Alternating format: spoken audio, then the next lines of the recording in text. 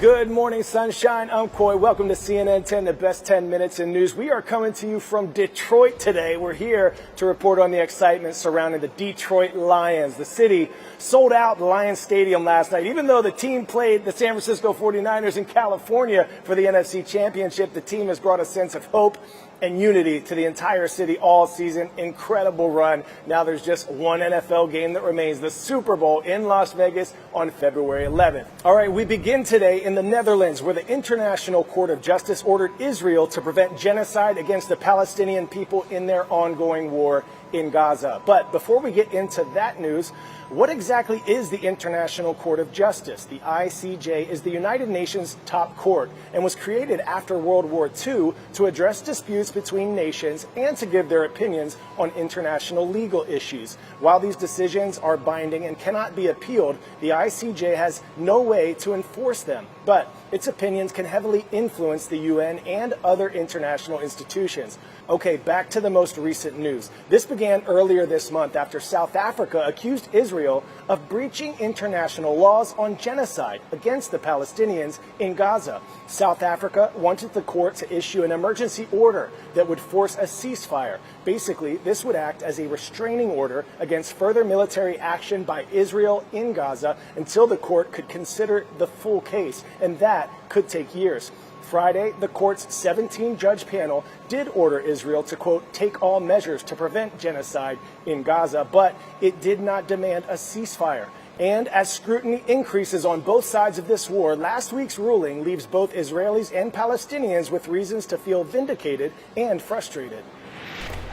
Feels like a victory and a significant milestone and a step in the right direction in the liberation of the Palestinian people. In a way, it is also very disappointing that the court did not rule in favor for an immediate ceasefire at this time. Like every country, Israel has an inherent right to defend itself. The vile attempt to deny Israel this fundamental right is blatant discrimination against the Jewish state, and it was justly rejected. The charge of genocide leveled against Israel is not only false, it's outrageous, and decent people everywhere should reject it. Pop quiz, hot shot. What percentage of the Earth's surface is covered with water? 50%, 62%, 71%, or 96%?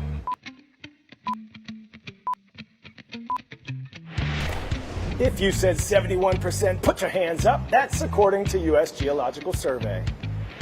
All right, being up here in Detroit, Michigan, we're nestled between two of the Great Lakes, Lake Huron and Lake Michigan, both of which become frozen this time of year, at least parts of them. Well, for our next story, we head to Antarctica, where a man from here in Michigan is going viral on TikTok as he's sharing his research journey searching for the oldest ice on the planet, all while battling some exceedingly cold conditions. He spoke to our affiliate WXYZ from Sydney, Australia, after completing his third trip near the South Pole.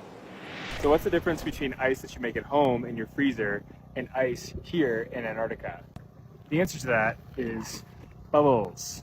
If Austin Carter had to pick a theme song, it would probably be Ice, Ice Baby. The 27-year-old doctoral student and Royal Oak native has been living on the southernmost continent for 50 days, where researchers are drilling for ice. So ice cores from Antarctica are this unique scientific resource. They contain a record of Earth's climate that's pretty much unrivaled by other archives. I caught up with him in Sydney, Australia via Zoom this week after he just wrapped up his third trip near the South Pole. He joined researchers from 15 universities and ColdX to find the oldest ice on the planet and study the prehistoric dust particles trapped inside. What is the oldest core of ice you've uncovered? Our oldest ice sample that we've collected now is greater than 4 million years old. This is the oldest ice that's ever been collected on the planet. And he's been serving up this polar science knowledge to the masses. Here are 5 things we can and cannot do while living here in Antarctica. This video racked up 27.5 million views on TikTok. My mother actually encouraged me to do, she was like, people really have a lot of questions. You should make an educational video. In our next story, we want to take you on a journey to explore the ocean's Twilight Zone. This home to ecosystems has rarely been explored or documented by science, but husband and wife divers Emmanuel and Gilan Bardou made it their mission. Our Bill Weir caught up with the team as they were preparing for a 6-month-long expedition in the Mediterranean. When you are a diver, you are always curious to go to sea a little bit further. I think every single diver in the world, when you are about to go up, you always have an eye to the depths, to the bottom. Little by little, you want to go deeper because you wonder what are you going to find. Gilan Bardou goes deep, much deeper than most. In fact, since setting up under the pole with his wife Emmanuel in 2007, he has conducted thousands of dives, often to 150 or even 200 meters deep. His crew has explored everywhere from the Arctic to the Canary Islands, French Polynesia to the Caribbean. We are talking about huge ecosystem that covered the entire planet, all the shore, everywhere. It's just below 30 meters, 40 meters, and there are for sure many species, many different ecosystems that all have a huge importance. So acquiring a better understanding of their ecology is essential for the conservation of those depths. With scientists aboard their boat, Under the Pole aims to document these ecosystems for the first time and help preserve their future. Gilan's team are preparing for a 6-month expedition in the Mediterranean that will take them from Greece to Italy to France. In 2022, Under the Pole helped gain protection for black coral forests in the Canary Islands. And they believe there is a similar ecosystem to be explored on their Mediterranean voyage next year. In Greece, they already explored the depths with robots, ROVs.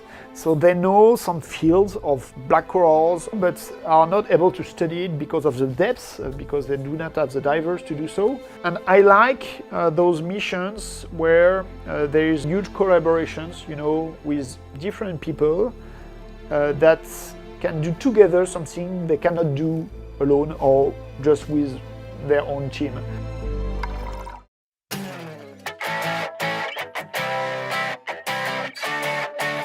For today's story, getting a 10 out of 10, how many chicken nuggets can you chow down? A California family bit off way more than they could chew. When they ordered food for delivery, our magnificent Jeannie Most serves up a major Mickey D's mishap. Oh my God! They thought they'd ordered several burgers, some fries, and a few chicken McNuggets. This is a prank. It has to be a prank. Instead, they got inundated with McNuggets, so many that Grandma couldn't count. 30, 40, 50, 60, 70. Without bursting into laughter, her son-in-law put his head on the counter. It was nuggets and nuggets and nuggets. Delivered from a McDonald's in Long Beach, California by a DoorDash driver. The guy said this was the biggest order he's ever had. And they didn't skimp on the sauce. Jessica Vaccaro's then 4-year-old son had questions. That's a lot. Mommy, is that a lot? Grandma, is this funny? Jessica only recently unearthed this 2017 video. She posted it. It went viral. They ended up giving most of the McNuggets to the homeless. We packed them all up and we went down to the beach and we handed them out. Her husband, Chris, thinks he accidentally added a 0, ordering 20 rather than just 2 10-piece boxes. He admits he barely looked at the total bill, and he dropped this nugget. I consider myself a bit of a chicken McNugget connoisseur. But 200? Give us a McBreak. McNuggets, dip, dip, dip. That's a whole lot of chicken. Dad joke, why are chickens so funny? Because, shout out time now. This shout out goes to the Gladiators from Gresham Middle School in Knoxville, Tennessee. We see you. Keep shining, superstars. And this shout out goes to The Patriots at Orange Glen High School in Escondido, California, rise up. Go on out and make a marvelous moment this magnificent Monday, even if it's just making someone smile today. I'm Coy Wire, and we are CNN 10.